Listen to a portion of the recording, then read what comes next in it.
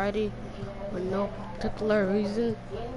A, a little lonely house, alone. So, I just put this on this little house for me.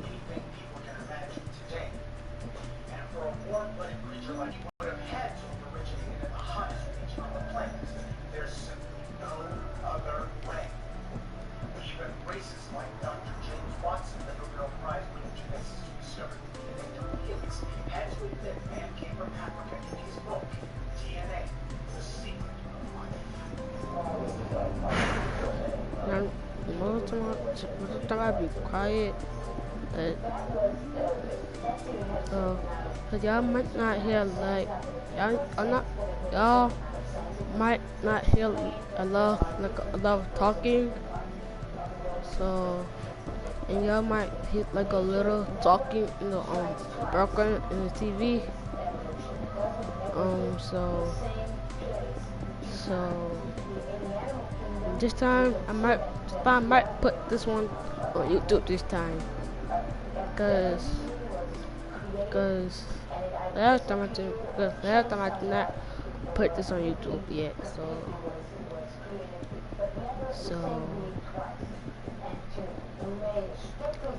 I'm just putting it like a little house for myself. If it's if they join, and I'm going to put. I'm going to like put I might put it on. I might create creating a party right now. Booyah! And I just made a party. So yeah. Come on guys, and I'm going to invite somebody to my party. So this is what modern science says, and the ancient Egyptians agreed. In the Hennefer Papyrus, the Egyptians declare that they came from where the Nile River begins, at the foothills of the mountains of the moon, where God Hapi dwells. We have two geographical identifiers here, mountains, plural, and the origin of the Nile. We'll do this carefully so the Euro clouds don't get lost. The Nile River is the only river on Earth that flows from south. Actually, I'm not. I'm just going to It has two branches, Blue Nile in the east, Ethiopia, and White Nile. But so no matter which branch you choose, there's no Nile here deep within Africa, or even the most delusional Euro cloud wouldn't dare say white people where they come from. The Blue Nile cannot be what the Hennefer Papyrus was referencing, because so okay, I'm burning right now. So because let me get my party, because I'm tired of being microphone and stuff on my screen. So that I'm tired of hearing that, but I'm just doing my own little modern house. I think this is modern. I don't know. This is over 4,000 miles into the African interior. Small wonder the Egyptians were so proud of themselves. They felt they could accurately trace their roots back to the very dawn of humankind. Science has certainly confirmed this. Another bit of Euro cloud stupidity. They keep talking about Africans as Hamites, and others talk about non-Negro Hamites. They have no idea what they're even talking about. They claim to base this on the Bible, but the Bible doesn't support any Hamite nonsense. So I'm looking at a two-story house. So I can like put my kitchen in my bedroom upstairs, or I can just put like my kitchen downstairs. Or it's gonna be like a two-story house. Yeah. Right. Hey, He doesn't I say make a word this. about Ham. Wait, I make this. There is I no make this version of the too Bible short. where it So means Ham instead of let me Cain. just. So, why isn't it called the Canaanite curse? So let me just. Because Canaan, according to the Let Bible, me was the just progenitor of the Phoenicians. make The this Phoenician glass. contributions to all of white One civilization sec. have been so vast that whites absolutely had to So portray them as white European people, even if doing so thoroughly I can contradicted like. their precious Hamite curse. So yet again, the Second, Euroclowns have like proven themselves to be liars. Shut up. But for the sake of argument, let's Okay. say that God got confused with Noah's build order and decided to curse all house Ham's sons just to make sure bigger. everybody won. Anyway, Ham had 3 other sons, Mizraim, Put, and Cush. Mizraim allegedly gave rise to the Egyptians, white of course, and Put gave rise to the rest of the light-skinned Africans, even though that was kind of redundant. So, that leaves us with Cush, who was Ham's firstborn son. One has to wonder why Noah didn't curse Ham directly or his firstborn. Ham, who the Euroclowns insist was a white man, was supposed to be the ancestor of all blacks. They never explain exactly how that worked. In fact, they're not even sure if Ham's first son, Cush, was white or black. All they know is Cush was the father of the black ethnic groups, which kind of contradicts Ham being the father of all blacks, now doesn't it? Which means even if you believe, to further complicate matters, the Euroclowns aren't even clear on which of Cush's sons were Negro, as opposed to being black-skinned white people, you know, Hamites. Or why only one of Ham's children became black and not the other 3, or what the difference is between a Hamite and Negro anyway. So the term Hamite means nothing, and we can now see the Bible has been turned into a tool of white supremacy. But the Eurocentric cult isn't done yet. In what amounts to a last gasp, they are now saying that even if Egypt was black, it was Get from my trash can. Why is it? They say was Me too. We'll see about that. Shut up. And y'all can actually like hear my background. Talking to one of my dogs. More than that, Yeah, my hallway. they were badly fierce, So philosophers, profound thinkers. They were the foundation of white world. I messed up again. Euroclowns, that means absolutely must be white. The highest ranking member of the forum will be a slave. Not only that, but every bit of their culture had to come from them. No outside influence, and certainly nothing black. Even though our closest to Europe. Yes, sir. The quintessential white civilization. With strong, smart white people's hard lives. here I am. Yay. In fact, the reason hate Here I am, guys. I'm right here. I'm the spider right here. Yay! Hey. Ooh, ooh, ooh, ooh, ooh, ooh. And there go my little twin. In the top, right in the top left corner. And Get here. that turn around. Get here. lie their asses.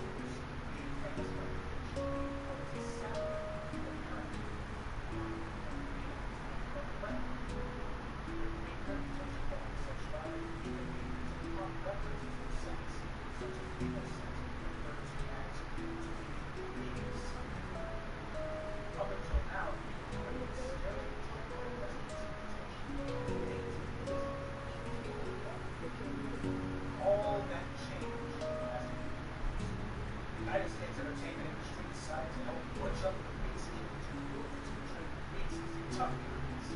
Even video games got into fun. First came Troy, which tried to make Achilles cool by reinventing him as some sort of badass straight out of the Matrix. Sweet scenes and paint by numbers attempt average. Lousy dialogue, pretty actors who can't act, lots of fake blood, characters who survive as garbage. But Texas Town's just getting started. Next came Alexander. Oliver Stone wrote better dialogue than Troy when he was so obsessed with incest, lust, homosexuality, and murder, he forgot about the living. If he really wanted to be told, he would have told his audience the truth, that most of Alexander's legend is a complete fraud. And he didn't conquer the world. At best, all he conquered was the Mediterranean desolate portion of his nation. But Oliver Stone is a writer, and the fictional beast writes for leaving their own minds to what temptation to resist. Without a care for the facts, he repeated the age-old lie that Alexander the Great traveled untold thousands of miles to the farthest region of the continent in his unstoppable quest to conquer the world. But Stone never bothered to tell his audience that Alexander never went into Africa, which was only 100 miles from Greece. So, why did Alexander choose to travel thousands of miles across the ocean into the middle of no house and jump away? After defeating Darius the Great, the Persians ceded their imperial holding to Alex, and he walked into Egypt without any opposition. Like all Greeks, so if Alexander was so great, why didn't he simply keep marching south into Nubia and sweep the savage, primitive Negroes aside and take the land, the gold, and the wood? Because Queen Makeda of Ethiopia was waiting on him with a division-strong army of elephants and Ethiopian soldiers. Alex decided to keep him released, searching Indians who didn't like that. But his northern European admirers always secretly believed into him, and he left the entire continent of Africa untouched. But, as ridiculous as Troy and Alexander were, nothing could prepare the world for the outrageous spectacle of 300, which became the magnum opus for white supremacists who clearly saw it for the race war analogy that it was. In that movie, the Greeks were reimagined as uber macho dudes who not only scorn homosexuality, but frequently engaged in superhuman feats of battle. Now, the director of 300, Zack Snyder, is a Jew, so the anti-Arab slant of the film is understandable. But the anti-black slant was not. Whereas the movie Troy went to great lengths to bleach all non-whites from being, 300 on the other hand took great pains to put blacks into the movie every chance it got, though never in a flattering light. Leonidas is shown disparaging the men of Athens as effeminate. Yes, I've already talked about it. And those philosophers and what were about this? Spartans engaged in rampant homosexuality just like the Athenians did. In fact, their practice was to fight naked so as to jump on fallen enemy soldiers and, well, yes. Nearly everyone in the movie talks about freedom, resisting slavery. The Greeks in the movie refer to the Persian army as Xerxes' slaves and the slaves of Xerxes. But what Zack Snyder doesn't tell you is that the Greeks had slaves, the Helots, whom they routinely killed as part of their regular training, because a Spartan was required to kill at least one person before he could officially graduate the training and finally be assigned to the Greeks. The Helots were almost always notorious. Spartans subjected the Helots to a wide variety of humiliations, such as forcing them to drink pure wine until they could barely stand. Then the Spartans brought in their children to laugh and mock the Helots. This was done in order to teach Spartans from an early age to have no respect for Helots. So the Spartans committed the same kind of atrocities that were accused of the Persians. Only the Spartans did follow.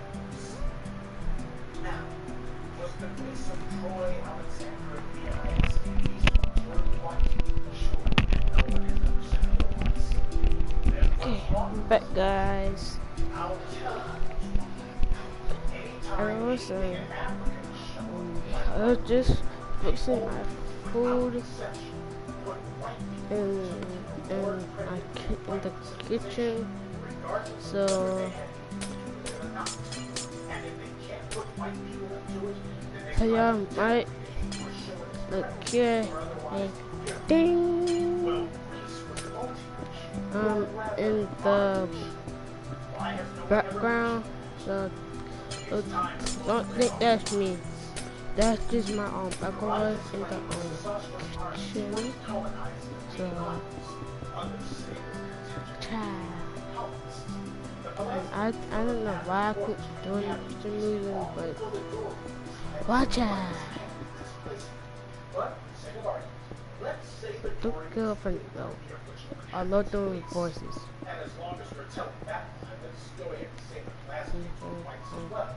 And then the blacks, just over men, we're all immigrants and not native Hey, just how much contact did the Greeks have with blacks? How great was the cultural influence of Africans on the first white civilization? After the Greeks took custody of Egypt and the Persians, you'll note that the Greeks living in Africa began to call themselves Pharaohs, like Ptolemy Soter. They adopted the religious beliefs of the Africans and began to dress like the Egyptians rather than like the Greeks who had beliefs. And when these Greeks brought African culture to Rome, even the Romans couldn't resist. The Romans adopted the cult of Isis. Egyptian priests went to Rome and performed ceremonies for the Isiac cultists. Now, when in all of human history have you heard of the conquerors taking on dress, religion, language, and customs of those they conquered? Greece didn't do this with any of the nations they ruled, except Egypt. I'm going to go on Bible. After I get done with my after I get done with my house. So We see it in the figures from everyday life, such as this man dealing with an so object. this might be a very modern house, Clearly, this brother but I unraveled think that bunch of I'm boys gonna like it though. Or this African figure believed to possibly be as old as 1000 BC. Further proof that black presence in Greece predates Alexander and Leonidas by hundreds of years. African So heads were particularly favored when it came to perfume glasses and down my wine mouth. rituals. This symbolized the Africans were So associated with beauty and guidance. I'm gonna throw my secret. I'm gonna throw my floor. It's upstairs, and I just need to do the wall, the windows also.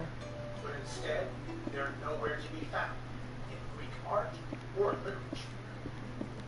So much for a Greco-European connection. Also, Incorporated Africans and Africana and I will also need some such stairs. as Cephas and his wife Cassiopeia, who were the king and queen of the mythical realm of There you Ethiopia. go. Classical scholars Wow, wow, wow, wow, wow, wow, say wow. that the Ethiopia mentioned in Greek mythology is not the same as the physical Ethiopia in Africa, that it was a fictional place located somewhere in modern-day Palestine. Be that as it may, according to the Greeks, the people of the mythological Ethiopia were dark-skinned and woolly haired, just like the Ethiopians in Africa. Here we see Memnon, another of the kings of Ethiopia, about to go to battle flanked by There two you of his go. fellow Ethiopian soldiers. Apparently things didn't work out for old boy because we see Eos, the goddess of the dawn, carrying him away from burial. Notice her color, pale white, and his, jet black. And here we have a sculpture of Memnon from the 2nd century AD. He's shown with short curly hair, big lips, and... Hey, So what happened to his nose? Sometimes the appearance of people from Ethiopia would vary, but, as we'll explain later in the video, whites have always had their hang-ups where the Ethiopians were concerned. Not to mention the Greeks admired the Ethiopians and credited much of their civilizations, so they were not as color-conscious as the Europeans. Moving right along, here we see Perseus consulting King Cephas about whether to save Andromeda, the Yeah, I really want somebody to look at my But his hair is woolly and short, like a typical Ethiopian, as opposed to Perseus' long, stringy hair. And here we have an image of Perseus again. This time, he's depicted in black, striped and doggish white as he's not. We should also consider that the Greek artifacts we have today have passed through the hands of innumerable Eurocentrics. Any one of them could have called themselves altering these works so as to force them to conform to their own psychological needs. That is to say, so they could see the beast they wanted to see rather than the one that actually existed. I mentioned whites having problems with Ethiopia's blackness. Allow me to offer another example based on another set of Greek writings. This time from the New Testament of the Bible.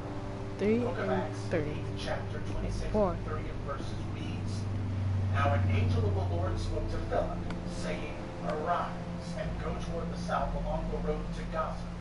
So he arose and went, and behold, a man of Ethiopia, a eunuch of great authority under Candace, the queen of Ethiopia. Then the Holy Spirit said unto Philip, Go near, and join thyself to this chariot. And Philip ran to him. This is the single most overlooked chapter in the entire Bible, and it's not by accident. White people hate it. This Bible chapter shows both an angel and even the Holy Spirit of God himself ordering the white boy to drop what he's doing, get up and run behind the chariot of an influential and wealthy black man. How humiliating. That is, if you believe in a racial hierarchy, which most white people do. But the Eurocentric denial of this chapter goes far beyond merely limiting any mention of it. With few exceptions, whenever white people do depictions of this little-known Bible story, they're always sure to make certain the Ethiopian is shown as a white man, even though these pictures were done in the 19th and 20th centuries, an era in which no white person can claim to think Ethiopians were white. This is just like it's going like my little this just like this is going to like my little kitchen. My room is gonna be like big. Then my room is like going to take up this whole area over here. This whole area over here. Because I'm gonna have a lot of chests in my room. Actually, I'm gonna take up this whole spot. So clearly, color matters to someone. Speaking of biblical whitewashing, consider King Tamarka, one of the Nubian pharaohs. He rescued Jerusalem, but not only do we see no depictions of him white brothers, we don't even hear about his story. Mainly because it shows the Israelites needing help, and this time it's not God who comes to the rescue. But also because the good white people who see the Bible as their personal property would have to explain how it is that the Egyptians would come to the aid of the very Hebrews whose firstborn they had allegedly killed. There you go. Now so y'all can see my person. That's the matter, folks. Anytime I can see my person they absolutely must put a white building. and failing that, they simply don't mention it at all. They pretend as if it never happened. This is a mass mental disorder of vast proportions. In his most famous work, The Odyssey, Homer described the Ethiopians as favorites of the gods and the most just of men. As I said in part 2 of this series, modern Eurocentrics claim the location of Ethiopia was in and around modern-day Palestine. But as David Sachs writes in the Dictionary of the Ancient Greek World, neither Homer nor any of the other early Greek writers gave Ethiopia any sort of location. And when the Greeks did finally begin to write where Ethiopia was, not Western Asia. Furthermore, Herodotus wrote that the Ethiopians were the most beautiful and longest lived of the human races. Imagine that. First time the land is beautiful is expressed in modern history. It was done by the Greeks. But hey, who are we going to believe? The ancient Greeks or the Europeans. Now that we've made clear the connection between Africa and Greece, let's see if we can find any connection between Greece and the Europeans. Greeks had literature, philosophy, organized religion, and science thousands of years ago. In fact, Greece was the first writing of the white world calendar, starting with Homer's Iliad and Odyssey, where he frequently mentions Ethiopia, but gives no mention of the land's origin. Let's look at the Northern Europeans. What were their ancient writing systems? Oh, that's right. The Northern Europeans didn't have ancient writing systems. Well, let's look at their architecture. Oh, I forgot. They didn't have any architecture either, though they did have this, a pile of rocks. And they don't even know what purpose this rock pile served. Some might even say it was an ancient astronomer, but they still can't tell if this is ancient writing they're looking at. Others might say it was a means for trades. Others still say it was a landing spot for UFOs. Perhaps the reason the Northern Europeans are so confused about their history is because until recently, they largely didn't have one. We'll take Britain as an example. Literacy of any kind didn't come to the English people until the Romans invaded in 41 AD. But even then, it wasn't the Brits doing any writing, it was the Romans, such as the Roman historian Tacitus, who reveals that the British were naked savages. To further show their disdain for the British, the Romans referred to them as Britain Cool, Little Britons, and Cold. The historian Strabo described the British as war mad. Many were that. Tacitus gave an account of the British ritual of human sacrifice, saying they deemed it indeed a duty to cover their altars with the blood of captives and to consult their deities fighting naked, barbaric customs. Sounds kind of familiar, doesn't it? The Roman attempts to domesticate the English predict them. In about 410 AD, the Romans left. Even after 4 centuries of study, the English had utterly failed to educate themselves because it would still be another 2 centuries before the Saxons, Germanic immigrants from Europe, come to and managed to teach the English to write. Imagine that. There have been people in Britain for over 12,000 years, but they didn't learn how to translate their grunts into themselves until about 650 AD. Had it not been for the Romans, the Saxons learned Latin from, the English would still be sitting in their caves running like animals and totally unable to write. They didn't have a writing system, and they weren't on the verge of making one. And for that matter, neither were the Saxons, the Russians, or any other group of Europeans. The Romans literally had to come and show these people how to wear clothes and how to write their names. So, how can they claim a connection to Greece when their first contact with the outside world came with the Romans? When you have no history, you have to make one up. Now we see why they are so desperate to attach themselves to Greece. It's either that or admit that every other people on Earth had managed to create a writing system and architecture of the American civilization, except them. Now, it's a subject that deserves many books, but so far hasn't received even one. And that is that the Northern Europeans are essentially a before Rome, these people might as well not even exist. But to add insult to injury, the same Northern Europeans who want to claim Greece as part of their heritage didn't even consider Greeks to be white people until the 20th century. Why? Because Greeks are darker than Northern Europeans. Given their glaring proximity to Africa and their innumerable mentions of Ethiopians in their history and mythology, it was clear that Greeks had black ancestry. And science, he is resenting having been totally left out of the grand Greek story. So they decided that once they'd taken over the world, they would treat the Greeks as outcasts. Until it was convenient for them to change their minds. As black scholars go about reclaiming our heritage from Egypt, expect to see more movies, TV shows, and documentaries about Rome and Greece.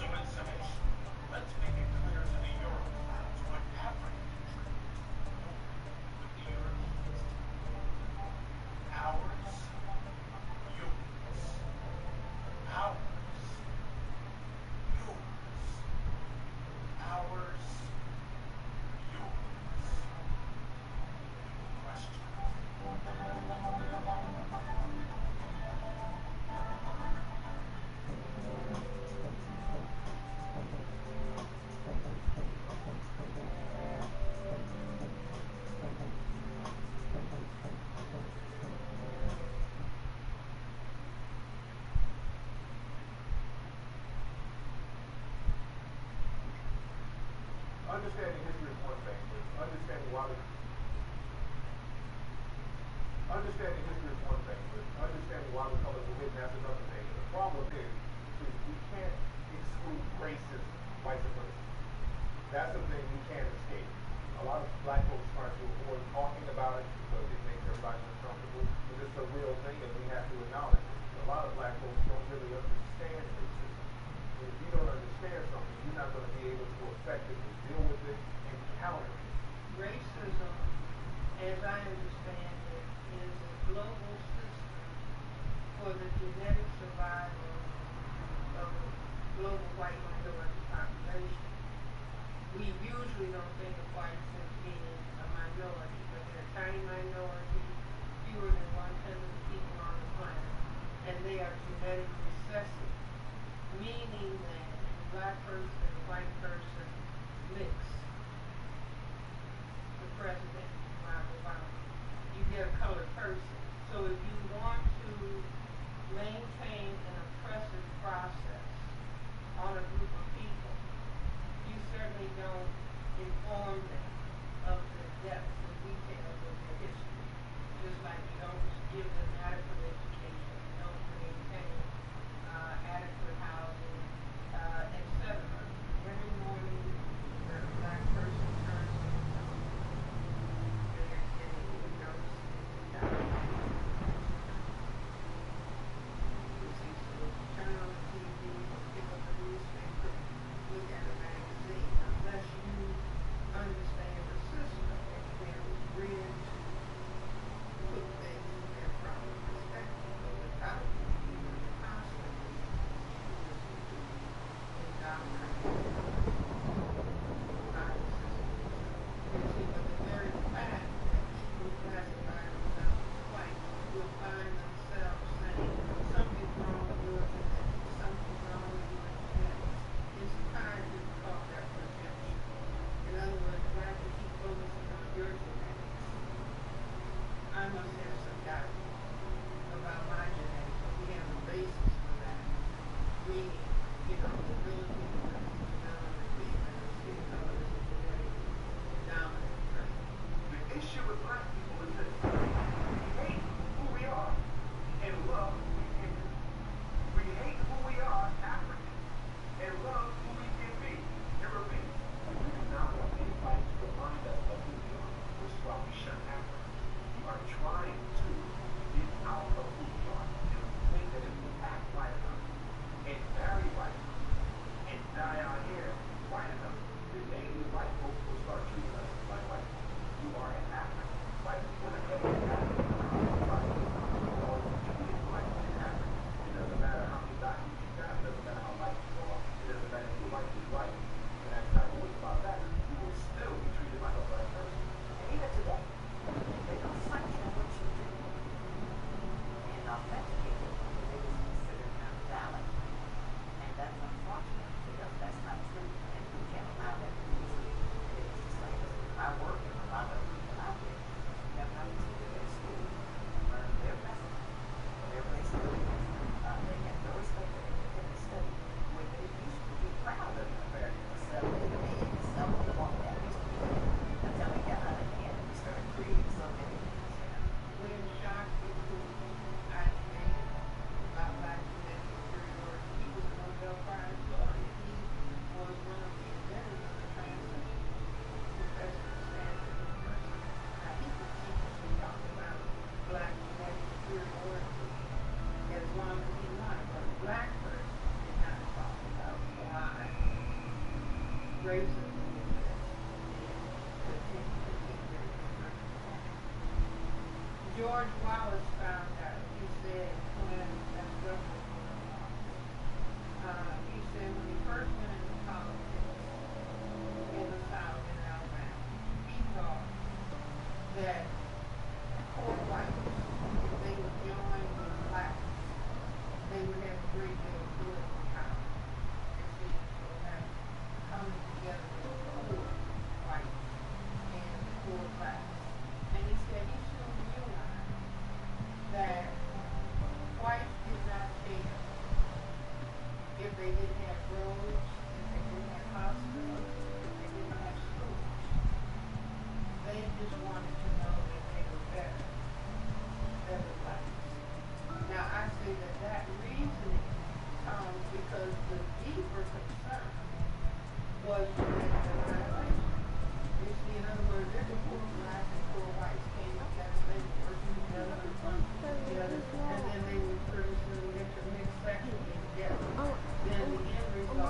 white annihilation.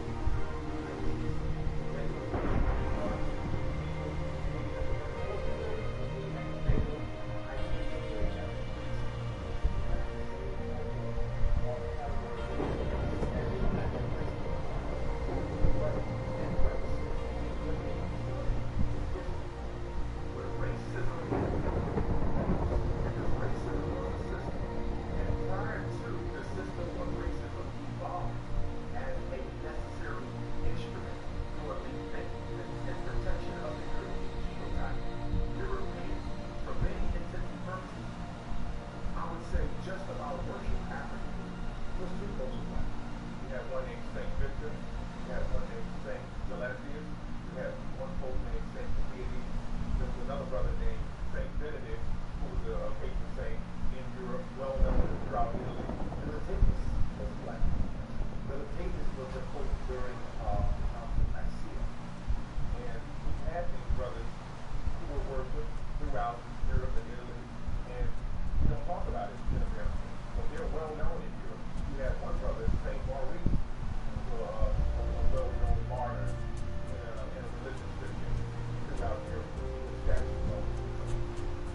Many of those who early on come to formulate what is modern day Christianity in Greece and Rome were also active. When you look at Christianity, the life of the Cyrus, the passion of the Cyrus, the idea of the resurrection of the dead, some kind of forward ended, as we look at the New Testament, said that ISIS is the essence of humility. Nebuchadnezzar, who is her sister, is the very gospel. So that when you look at Christianity, I mean, even when you look at the word Chris or Christ, it didn't rest on the spirit and blessing of God. The Romans learned with the passion of the Cyrus, and the Greeks learned with the Semites or the Africans. So that it was just a retelling of the same story, superimposing things that they thought they knew, and that becomes what we today call Christianity. The falsehood of Christianity has taken a toll on black relationships, because really when women are taught, women and men, but when you're taught as a female that God and Jesus is white, you're going to look at whites as somewhat of a savior figure, and you're going to look at the men in your life a little different. Not just work on that more. We need to stop going to church every Sunday, trying to do all of that stuff that wrong with people at home. Sunday we ain't home, man. But they go to church, they go to that. They love the pastor. They love Jesus because there's no accountability. Jesus ain't gonna say, pull your dress down, come in off the street, go clean up your house. You know, Jesus ain't gonna tell them that. But if you do, they ain't gonna listen. There was also a map called the Walter map, and this map is the first map to have the name America in it. This map was sold to the Library of Congress for like $10 million. When they found the Walter map, Walter said that they basically made the map out of things that were comprised, a map that was comprised and left over by the Egyptians. A lot of people don't know that the state of California was named after a mythological black queen called Queen Khalifa. Now, the original California Indians clearly were black. The Ohlone, you see paintings of the Ohlone Indians out of California, you couldn't tell them from an African tribe. If you look at the original paintings of the Mojave Indians, you couldn't tell them from an African tribe. They were clearly dark-looking people who had some type of African bloodline. Because when a bill Washington, D.C., had to let a mask up to Washington, D.C., as our brother Tony Brown has shown us, is laid out according to the evidence. But not only did he know astrology, but he had a photographic memory and studied the plans of the previous owner and knew where everything was and finished Washington, D.C. Benjamin Banneker also was the first one to really bring the clock, as we know it today, to its highest form. The clock that he used was the watch. Okay? Now, a lot of folks not going to admit this, but what is that big clock called in London, or Big Ben? It's named after Benjamin Banneker. But nobody wants to admit this. During slavery, there was something called the Seminole Wars. There were many slave rebellions in this country that a lot of people won't talk about. In the 1800s, there were really a lot of slave rebellions, and people were very nervous about what was going on, what had going on in Haiti, because Haiti had made themselves independent by having a big slave uprising. There was the Nat Turner Rebellion in the early 1800s. People were still shook about that. You had the Denmark Vesey. He was going to have a slave rebellion in South Carolina that got foiled, but they had up to 9,000 people ready to put in work. So a lot of people were very nervous about slave rebellions in this country. The Seminole War, it was a war of Native American and black people mixed together, calling themselves civil war.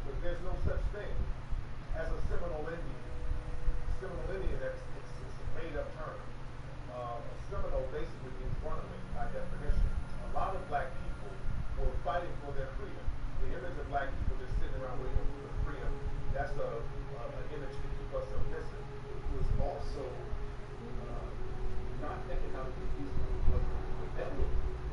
We're not talking about just slavery. Slavery and upper rebellion and Nat Turner, who, by the way, my wife is senator, and they were thinking that was just Nat Turner. They were burning and destroying, and there was true guerrilla warfare going on. Ending slavery was not the reason a civil war was fought at all. The Civil War was fought to bring the South back into unison with the North and to destroy the economic advantage that the South had had due to slavery. They cared nothing about the lives of practice.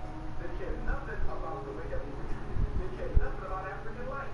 It was not about protecting us because they had somehow waken up and realized that we were human beings too. No, the South was growing too powerful. Capitalism started to rise. But what began to happen was that in capitalism rising, it began to stifle capitalism because capitalism demands, as an economic system, that people are always trying to rise somehow in competition. Fuel is capitalism.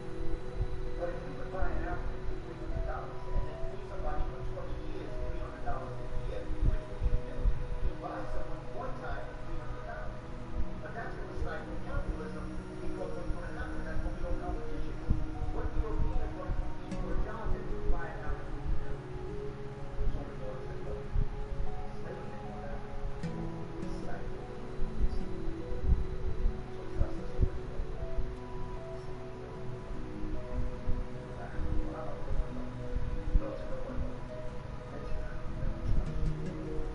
No, not going to sell us.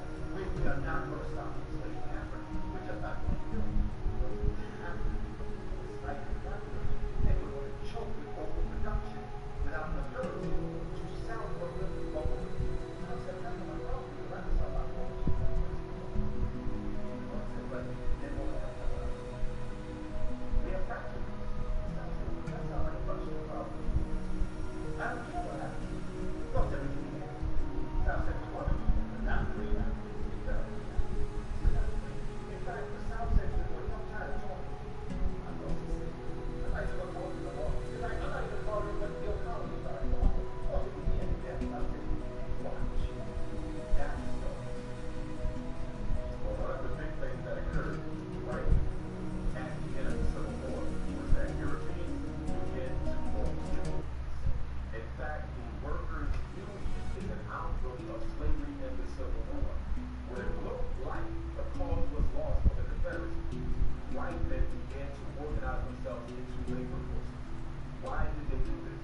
Because you were about to see 2 million enslaved Africans set free who have skills that equal or supersede your own, who would now be able to compete and vie with you for contracts and livelihood.